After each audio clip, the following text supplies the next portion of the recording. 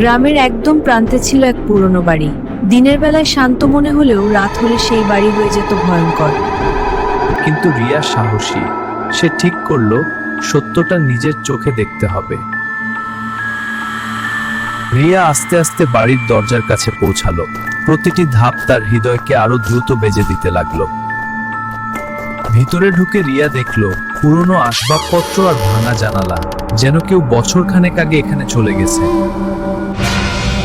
হঠাৎ জানালার পাশে এক অদ্ভুত ছায়া দেখা গেল। রিয়ার শ্বাস আটকে গেল। তবু সে পিছিয়ে গেল না। রিয়া টর্চের আলো দিয়ে ঘরের ভিতর দিকে এগোতে লাগলো। রিয়ার চোখ পড়ল একটি পুরনো বাক্সে। সে বাক্সটি খুললো এবং দেখলো ছবিতে একজন ছোট্ট ছেলের আত্মা। এটা কি? হঠাৎ ঘরে বাতাসের ধোঁয়া ছড়াতে লাগলো। ছায়াগুলো যেন জীবন্ত হয়ে উঠল। সব ভয় উপেক্ষা করে রিয়া এগোতে লাগলো। তার সাহস পরীক্ষা হওয়ার মুহূর্ত এলো। রিয়ার চোখে আসলে সত্যটা এসে গেল। ঘরের ভয় কিছু ছিল সাহসের।